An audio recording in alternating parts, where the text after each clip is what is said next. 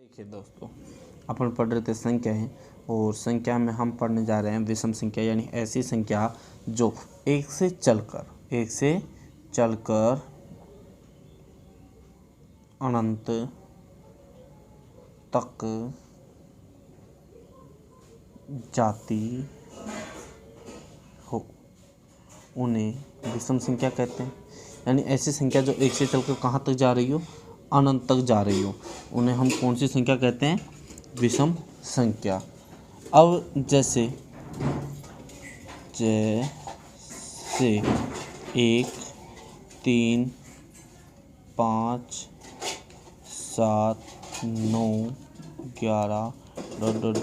और इसी प्रकार कहाँ तक जाती रहेगी, आगे के जाती रहेगी। अब ऐसे प्रश्न हमसे कोई नहीं पूछता। अगर ऐसे मान लो किसी पूछ ले अपन से कि सबसे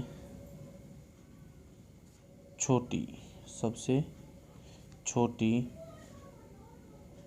विषम संख्या कौन सी है, तो सबसे छोटी विषम संख्या कौन सी होगी। सबसे पहले एक आ रहा है, यानी सबसे छोटी एक ही होगी। तो सबसे छोटी विषम संख्या कौन सी होगी, एक। अपन से पूछ ले सबसे छोटी विषम भाज्य संख्या कौन सी है, यानी सबसे छोटी विषम भाज्य संख्या कौन सी होगी। अब देखो, विषम भाज्य संख्या कौन सी होती है, 9 होती है। तो सबसे छोटी विषम भाज्य संख्या कौन सी होगी, 9। और सबसे छोटी विषम संख्या कौन सी होगी, 1 होगी। लेकिन इस प्रकार का प्रश्न वो हमसे नहीं पूछेगा, यानी हमसे वो प्रश्न पूछेगा कैसे। देखो, क्वेश्चन नंबर 1 इसका जो बनता है important question, that is the important question. IMPORTANT, important question. जरा मैं क्वेश्चन करवाने से पहले एक फैक्ट लिखवा देता हूँ इसके। देखो, विषम संख्या होती है, मैंने कहा 1 होती है, 3 होती है, 5 होती है, 7 होती है, 9 होती है, 11 होती है। ऐसे क्रमवार चलती रहेगी। 1 और 3 का अंतर कितना आ गया, 2 का। 5 और 3 का अंतर कितना आ गया, 2 का। 7 और 5 का अंतर कितना आया, 2। 9 और 7 का अंतर कितना आया, 2। 11 और 9 का अंतर कितना आया, 2। यानी अर्थात 2 क्रमागत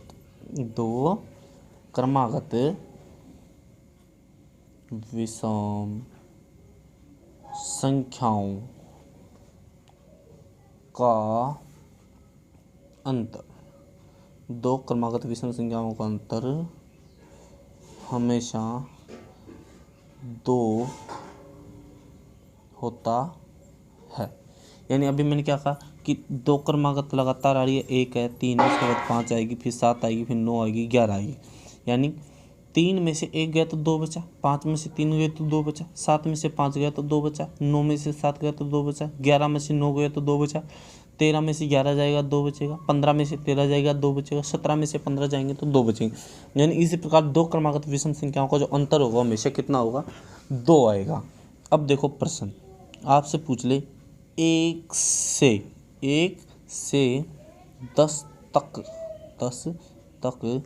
की विषम संख्याओं का योग करो।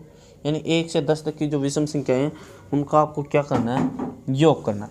यानी 1 से लेकर 10 तक की विषम संख्याओं का आप योग करोगे, यानी कैसे करोगे, या तो जैसे 1, फिर 3, फिर 5, फिर 7, फिर 9। अब कुछ इसको जोड़ते जोड़ते तो शाम हो जाएगी। 9 और 7 16, 16 और 5 21, 21 और 3 होगा कितना होगा, 24, 24 और 1 25। वैसे मेरा आंसर 25 से छोटी संख्या हो तो मैं कर सकता हूँ, लेकिन अब देखो मेरा वाला तरीका, कितनी संख्या काउंटिंग करो, 1 2 3 4 5, कितने संख्या है, 5। यानी 1 से लेकर 10 तक की गिनती आएगी, उसमें विषम संख्या की संख्या कितनी होगी, 5 होगी। कितनी होगी, 5। अब आपको इस 5 का क्या करना है, स्क्वायर कर देना है। यानी आपका आंसर कितना आ जाएगा 25। स्क्वायर का मतलब होगा स्वयं संख्या को कितने बार गुणा करूँगा 2 बार, और 2 बार गुणा करूँगा तो कितना आंसर आएगा 25 आएगा। ठीक है, इसके बाद देखो आगे, जैसे मैं कह दूँ, जैसे आपको प्रश्न पूछ ले 1 से 50 तक की विषम संख्याओं का योग करो। देखो 1 से 50 तक की विषम संख्याओं का योग करना है। अपन लिखेंगे कुछ 1 3 5 7 9 और plus dot dot dot dot dot और लास्ट की अपनी होगी 47 और प्लस 49, यानी 50 तक की संख्या ये होगी। अगर इस प्रकार मैं संख्याओं की काउंटिंग करूँगा तो 1 से 50 तक की संख्याओं में कितनी आएगी मुझे 25। जैसे 1 से 50 तक की संख्या है टोटल, तो उसमें 2 प्रकार की संख्या होगी, एक तो होगी सम और एक होगी विषम। यानी 25 तो होगी सम संख्याएं और 25 होगी विषम संख्याएं। यानी मेरे पास विषम संख्याओं की संख्या कितनी है 25, यानी इसका क्या कर दिया स्क्वायर, यानी 25 का स्क्वायर गुणा 25 करूँगा, यानी 25 गुणा 25 करूँगा तो कितना आएगा मेरे पास 625 आएगा। यानी 1 से 50 तक की विषम संख्याओं का योग कितना हो जाएगा 625। अब मैं बात करूँ, अगर आपसे आगे प्रश्न की बात करता हूँ कि 1 से 10 तक की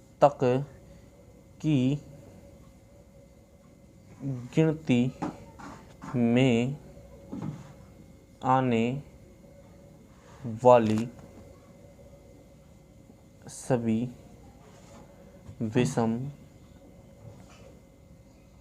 संख्याओं का औसत कितना होगा। देखो प्रश्न कह रहा है कि 1 से 10 तक की गिनती में आने वाली सभी विषम संख्याओं का औसत कितना हो। अब एक बात बताओ, 1 से लेकर 10 तक की गिनती में विषम संख्याएं कौन कौन सी आएगी। देखो 1 से लेकर 10 तक की गिनती में जो विषम संख्याएं आएगी वो आएगी 1 है, 3 है, 5 है, 7 है, 9 है। 1 3 5 7 9, यानी अपन दूसरी भाषा में ये कह सकते हैं, यानी ऐसी संख्या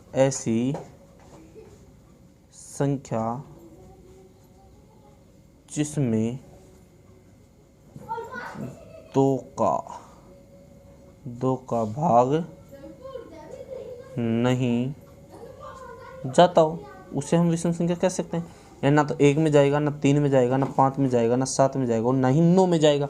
अब एक बात था, जब 1 से लेकर 10 तक की विषम संख्या मेरे पास है 5, तो अब मेरे को योग करना है। वैसे मेरे पास एवरेज का सूत्र क्या होता है गुरुजी, औसत का सूत्र तो मैंने पढ़ा कि क्या पढ़ा था, राशियों का योग और बटे राशियों की संख्या, ये पढ़ा था। अब मुझे एवरेज निकालना, जब मुझे ये पता है कि विषम संख्याओं का औसत ज्ञात कैसे करता हूँ, क्योंकि मुझे 1 2 3 4 5 यानी 5 संख्या है, तो मैं 5 का क्या कर दूंगा स्क्वायर, यानी इसको तो लिख दूंगा 5 गुणा 5। ये तो मेरा क्या आ गया, ये योग आ गया, ये योग हो गया ना। अब संख्या कितनी, 1 2 3 4 5 संख्याएं, ये लोगों जी 5, यानी कितना बचा मेरे पास 5 बच रहा है, यानी जो इसका औसत आएगा वो कितना आएगा 5 आएगा। अब देखो ये तो हो गया इसका कॉन्सेप्ट। अब मैं कहूँ कि 1 से 100 तक की गिनती, 1 से 100 तक की गिनती में आने वाली विषम संख्याओं का औसत बताओ। अब 1 से लेकर 50 तक की विषम संख्या में संख्याएं कितनी आएगी 50 आएगी, तो ये 50 हमारा क्या है आंसर है। बस इतना ही होगा।